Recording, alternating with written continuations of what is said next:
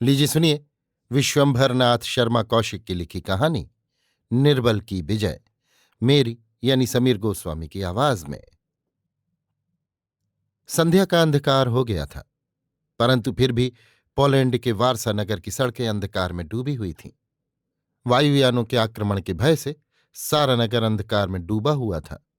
केवल घरों के भीतर ही आलोक दिखाई पड़ता था। ऐसे ही समय में वारसा का एक छोटा सा परिवार बड़ी चिंतित दशा में बैठा हुआ था। इस परिवार में एक प्रौढ़ व्यक्ति जिसका नाम स्केविंजकी था, उसकी पत्नी मैरी यूका, एक 18 वर्षीय कन्या पोला तथा एक 14 वर्षीय पुत्र जैकब था। कुछ देर तक नीरवता छाई रही। सहसा स्केविंजकी एक दीर्घ निश्वास छोड़कर बोला, मेरी समझ में तो तुम बच्चों को लेकर अपने पिता के पास चली जाओ। मैं अस्पताल में चला जाऊंगा, यहां रहने में खतरा है। मैरी यूका बोली, नहीं स्केव, मुझसे ये ना होगा। हम दोनों साथ ही मरेंगे। पोला और जैकब को चाहो तो भेज दो। पोला मुंह फुलाकर बोली, मैं नहीं जाऊंगी। जैकब को भेज दो, मैं तो यहां अस्पताल में काम कर रही हूं।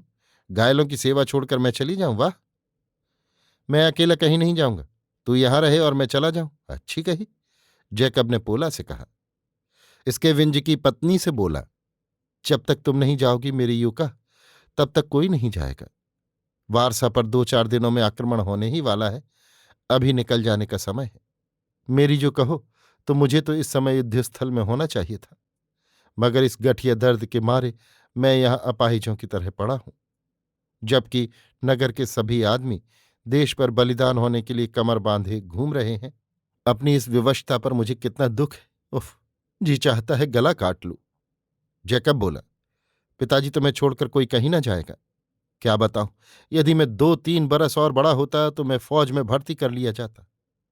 इसके विंज की दीर्घ निश्वास छोड़कर बोला, भगवान की यही इच्छा है कि हमारा प्यारा देश हमसे छीना जाए और हम लोग बैठे ताका करें, देश की रक्षा में उंगली तक न हिला सकें। ओह, धन्य है वे लोग जो आज मातृभूमि की रक्षा के लिए अपने प्राणों का बलिदान कर रहे हैं। मेरे भाग्य में ये सौभाग्य नहीं है। अच्छा, जैसी प्रभु की मर्जी। ये कहते कहते स्केव की आंखों से अश्रुधारा बहने लगी। कुछ देर तक गंभीरता छाई रही। सब लोग मूर्तिवत बैठे हुए अपने विचारों में मग्न थे। इसी समय किसी ने द्वार खटखटाया। माता ने पुत्री की ओर देखा। पोला उठकर द्वार खोलने गई। द्वार खोलने पर उसने देखा कि एक 24-25 वर्ष का सुंदर युवक सैनिक वेश में खड़ा है। पोला के मुंह से हठात निकला, मैशिज।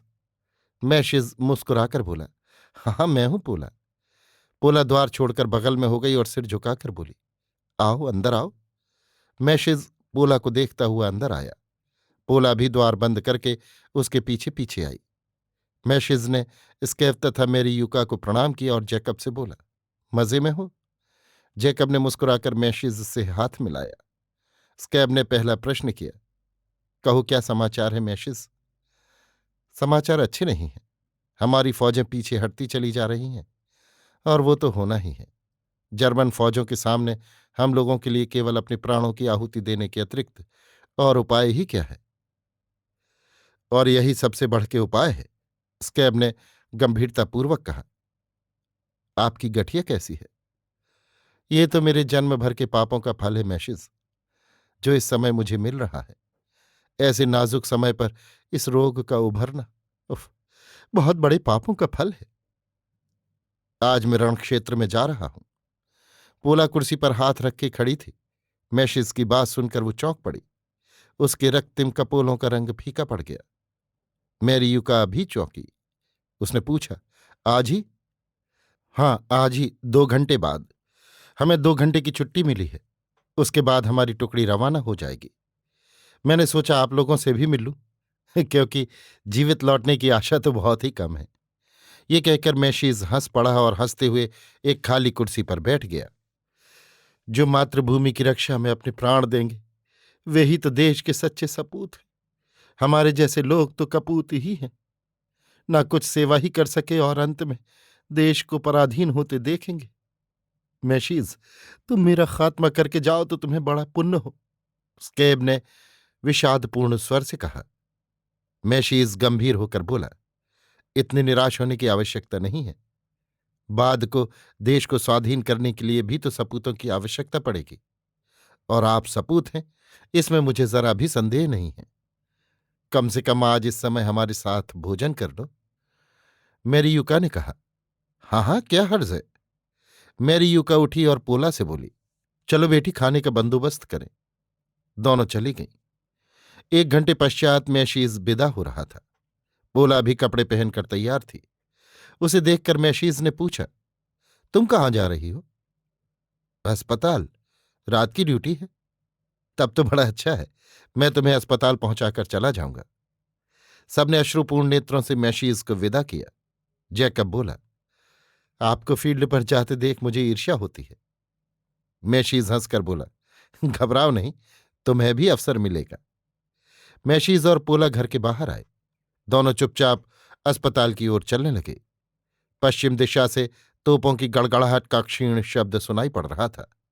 आकाश में वायुयानों की भर्राहट गूंज रही थी। कभी कभी सैनिकों से भरी हुई मोटर लारियां तेजी से दौड़ती हुई निकल जाती थीं। थोड़ी देर में ये दोनों अस्पताल के द्वार पर पहुंच गए। द्वार के एक बगल में खड़े होकर मैशीज ने पोला से कहा, पोला, शायद अब ये अंतिम ही मिलन है। जीवित रहते हुए कोई भी योद्धा रणक्षेत्र से नहीं लौटेगा। अस्पताल के द्वार पर लगे हुए बिजली के लैंप की रोशनी में मैशीज ने देखा कि पोला के नेत्र अश्रुसिक्त हैं। मैशीज पुनः बोला, यदि जीवित रहा तब तो लौटकर तुमसे विवाह करूंगा ही, और यदि... पोला भयभीत होकर बोली, ऐसा न कहो मैशीज, जो होना होगा वो तो होगा ही, परंतु मैं इस समय ऐसी मनहूस बात नहीं सुन सकती। भगवान इन जर्मनों को गारत करे। बैठे बिठाए हम निर्दोषों के सुखी जीवन को हाहाकार और चीत्कार का जीवन बना दिया। क्या संसार से न्याय उठ गया? हाँ, अवश्य ही उठ गया है। तभी तो कोई भी निर्दोष केवल इसलिए चैन से नहीं बैठने पाता है कि वो कमजोर है। भला हमने जर्मनों का क्या बिगाड़ा है जो वे हमें नष्ट भ्रष्ट किए दे रहे हैं? इन बातों पर विचार करने का समय नहीं है पोला। मुझे शीघ्र ही अपनी टुकड़ी में पहुंचना है, अतएव... इतना कहकर मैशीज ने पोला को अपने अंक में ले लिया। कुछ क्षणों तक दोनों प्रेमालिंगन में रहे। तत्पश्चात मैशीज विदा कहकर एकदम तेजी के साथ एक ओर चल दिया। पोला रूंधे हुए कंठ से बोली, भगवान तुम्हारी रक्षा करे। पोला रूमाल से आंखें पोंछती हुई अस्पताल के अंदर चली गई। नर्सों के कमरे में जाकर उसने नर्स की पोशाक पहनी। तत्पश्चात घायलों के उस वार्ड में पहुंची जहां उसकी ड्यूटी थी। जिस नर्स के स्थान पर इसे काम करना था उसका नाम आना था। आना पोला को देखकर बोली, आज कुछ जल्दी आ गई? क्लॉक की ओर देखकर पोला बोली, हाँ, आध घंटा पहले आ गई। घर में जी नहीं लगा, इससे चली आई। जरा इस 15 नंबर बिस्तरे के रोगी पर ध्यान रखना, सन्निपात में है, इसका बचना कठिन दिखाई पड़ता है। अच्छा, जाती हूं। जाओ। आज मैशीज फ्रंट पर गया। आना रुक गई।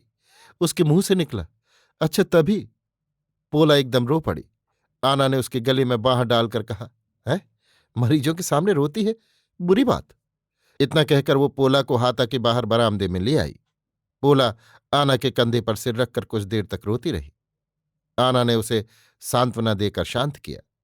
पोला दांत पीसती हुई बोली, एक पागल आदमी के पागलपन की बदौलत आज हमारे प्यारे हमसे जबरदस्ती छुड़ाए जाकर मौत के कराल गाल में ढकेले जा रहे हैं, और जगत का स्वामी ईश्वर चुपचाप बैठा ये सब देख रहा है।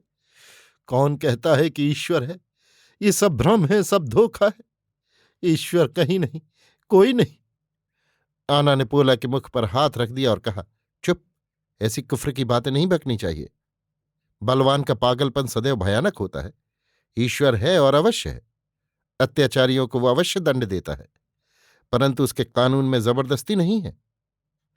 हाँ, दंड देता है जब हजारों निर्दोषों का सर्वनाश हो जाता है। ये अच्छा दंड है। बिना पाप के दंड कैसे दिया जा सकता है पोला? जब पापों का घड़ा भर जाता है तभी तो पापी दंडनीय होता है। इसी समय भीतर एक रोगी चिल्लाने लगा। आना बोली, वही 15 नंबर वाला है। दोनों दौड़कर अंदर गईं और दोनों ने उसे शांत किया। इसके पश्चात आना बोली, पोला, धैर्य रखो, सभी योद्धा नहीं मरते, बहुतेरे बच भी जाते हैं। भगवान से प्रार्थना करो कि उन बचने वालों में मैशीज भी। अच्छा, मैं जाती हूं। आना चली गई। पोला अन्य नर्सों से बात करने लगी। 2 दिन के पश्चात दोपहर में पोला अपने परिवार के साथ बैठी बातें कर रही थी। इसी समय सहसा अलार्म बजने लगे। क्या बात है, कहकर पोला ने दौड़कर खिड़की खोली और बाहर की ओर झांकने लगी। इसी समय एक मोटर, जिसमें लाउड स्पीकर लगा था, उधर से निकली। लाउड स्पीकर से आवाज निकल रही थी, हवाई आक्रमण, होशियार। सड़क पर लोग बेतहाशा इधर उधर भागे जा रहे थे। जिनके पास गैस मास्क थी, वे जल्दी जल्दी उनको चढ़ाते हुए भागते जा रहे थे। पोला ने खिड़की बंद कर दी। स्कैब ने शांतिपूर्वक कहा, मास्क लगा लो। वो दूसरे कमरे से 4 मास्क ले आई। चारों ने मास्क चढ़ा लिए। थोड़ी देर बाद वायुयानों के भर्राटों से आकाश गूंजने लगा। पोला बंद खिड़की के शीशों से बाहर का दृश्य देख रही थी। सहसा सड़क के दूसरे पार सामने वाली इमारत पर एक बम गिरा। इमारत का आधा भाग एक भयंकर धड़ाके के साथ उड़ गया और बचे हुए भाग में आग लग गई। हताहतों के चीत्कार से वायुमंडल भर गया। सड़क का आधा भाग ध्वंस इमारत के मलबे से भर गया। इसी समय फिर एक धड़ाका हुआ और पोला के बगल वाले मकान से दूसरा मकान धराशायी हो गया। उसमें से 2 स्त्रियां तथा 3-4 बच्चे चीत्कार करते हुए सड़क पर निकलकर भागने लगे। इसी समय उनके पास ही एक धड़ाका हुआ और वे सब चिथड़े चिथड़े हो गए। पोला ने दोनों हाथों से मास्क के शीशे ढक लिए। स्कैब, मैरियुका तथा जैकब श्वास रोके हुए मूर्तिवत बैठे थे। फिर एक धड़ाका। सड़क का एक और मकान भरभरा पड़ा। एक एम्बुलेंस कार घायलों को अस्पताल ले जाने के लिए दौड़ी चली आ रही थी। सहसा उस पर भी एक बम गिरा और पूरी गाड़ी उड़ गई। आदमियों की लाशें उड़ उड़कर इधर उधर जा गिरीं। इसी समय दनादन तोपें चलने लगीं। ये तोपें हवाई जहाज़ों को गिराने के लिए थी। सहसा एक हवाई जहाज आकाश में उलट गया और उसमें से एक ज्वाला उत्पन्न हुई। जहाज जलता हुआ एक मकान की छत पर गिरा और उसका कुछ भाग नष्ट करता हुआ लुढ़क कर नीचे आ गिरा। उसकी आग से वो मकान भी जलने लगा। फिर एक धड़ाका हुआ और थोड़ी दूर पर एक मकान उड़ गया। अब तो धड़ाकों से आकाश गूंजने लगा। उधर आकाश से बम गिर गिर कर सर्वनाश कर रहे थे, इधर तोपें चल रही थीं। इन धड़ाकों में मनुष्यों के चीत्कारों का क्षीण स्वर सुनाई दे रहा था। मकानों से निकल निकल कर आदमी, स्त्री, बच्चे सड़कों पर भाग रहे थे। जिनके मास्क नहीं लगी थी, वे थोड़ी दूर भागकर गैस के प्रभाव से बेहोश होकर गिर जाते थे। माताएं बच्चों को गोद में उठाकर भागती थीं, परंतु थोड़ी ही दूर पर लड़खड़ाकर गिर जाती थी। इसी समय अस्पताल की 2 गाड़ियां आ गई। उनके रुकते ही आदमी उन पर चढ़ने का प्रयत्न करने लगे, परंतु गाड़ी पर बैठे हुए 2 सैनिकों ने उन्हें संगीनों के बल पर रोका। स्ट्रेचर निकाले गए और जल्दी जल्दी कुछ आहत उनमें डाले गए। इतने रोके जाने पर भी कुछ स्त्रियों ने अपने बच्चों को उनमें डाल ही दिया। गाड़ी चली गई। पोला खिड़की पर से हटाई और बोली, उफ, क्या प्रलय इससे अधिक भयानक हो सकती है। दिन ढल रहा था। हवाई आक्रमण समाप्त हो गया था। सड़कों पर ध्वंस मकानों के मलबे का ढेर था। कुछ मकान अब भी जल रहे थे। सड़क पर यत्र तत्र लाशें बिखरी हुई थी। घायल सब अस्पताल पहुंचा दिए गए थे। इसी समय सहसा पड़ापड़ मशीन गनों की फायरिंग सुनाई पड़ी। पोला ने दौड़कर खिड़की खोली और बाहर गर्दन निकालकर देखा। 1.5 फरलांग की दूरी पर 4 आर्म्ड कार बराबर बराबर चली आ रही थी और उनके पीछे जर्मन की सेना आ रही थी। पोला बोली, जर्मन आ गए। स्कैब बोला, बंदूकें उठाओ। मैरी यूका बोली, स्कैब, क्या बंदूकें चलाओगे? ये तो आत्महत्या होगी। तो क्या तुम चाहती हो कि हम लोग जर्मनों के गुलाम बनकर रहें? कभी नहीं। स्कैब गुलाम बनकर रहने की अपेक्षा लड़कर मर जाना अच्छा समझता है। ये कहते हुए स्कैब ने गैस मास्क उतार डाली। अन्य तीनों ने भी अपनी अपनी मास्क उतार ली। मैरी यूका बोली, स्कैब, बच्चों की तरफ देखो। हाँ, देख रहा हूं। मैं अपने बच्चों को जर्मनों का गुलाम नहीं बनने दूंगा। जैकब, बंदूकें लाओ। जैकब दूसरे कमरे में गया और 3 बंदूकें ले आया। इसी समय बाहर सड़क पर पोलों की सेना की एक टुकड़ी जर्मनों की तरफ आती हुई दिखाई पड़ी। स्कैब के मकान के सामने थोड़ी दूर पर रुक गई। सैनिकों ने 4 मशीन गनें कंधों से उतारकर सड़क पर जमाई और पड़ापड़ फायर करने लगे। शेष अन्य सैनिक बंदूकें चलाने लगे, परंतु आर्म्ड कारें लोहे के दानवों की तरह आगे बढ़ती चली आ रही थी। इधर पोल सैनिक हताहत होकर गिर रहे थे।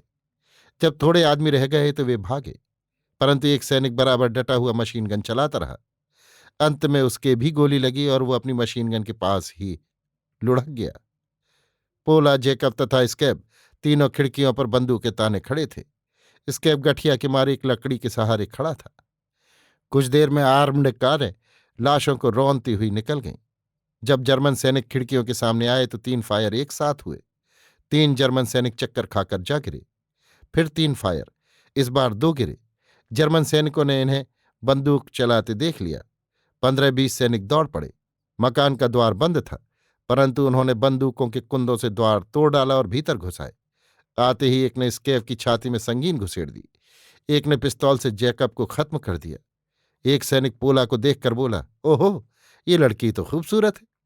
ये कहकर उसने पोला का हाथ पकड़ा और घसीटने लगा। मैरी यूका छुड़ाने दौड़ी, मगर एक ने संगीन से उसे भी समाप्त कर दिया। सैनिक पोला को घसीटकर भीतर दूसरे कमरे में ले जाने लगा। पोला चिल्लाई, मुझे मार दो पर मेरी इज्जत न बिगाड़। सैनिकों ने कहा लगाया और जो सैनिक पोला को घसीट रहा था उससे बोले, देखना कहीं इसके प्रेम में न फंस जाना, इसने भी गोलियां चलाई हैं। इसी समय एक जर्मन सैनिक हटो हटो कहता हुआ पीछे से आगे आया। उसने आते ही उस जर्मन को जो पोला को घसीट कर ले जा रहा था पिस्तौल से समाप्त कर दिया। पोला उस सैनिक की सूरत देखकर बोली, मैशीज तुम?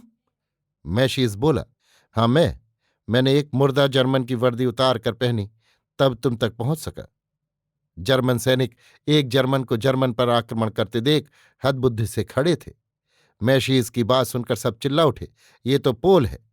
फिर क्या था, एकदम 4 पिस्तौलें छूटी और पोला तथा मैशीज दोनों एक दूसरे से लिपटे ही गिरकर समाप्त हो गए। बलवान के सामने निर्बल की यही विजय थी। अभी आप सुन रहे थे विश्वंभरनाथ शर्मा कौशिक की लिखी कहानी निर्बल की विजय, मेरी यानी समीर गोस्वामी की आवाज में।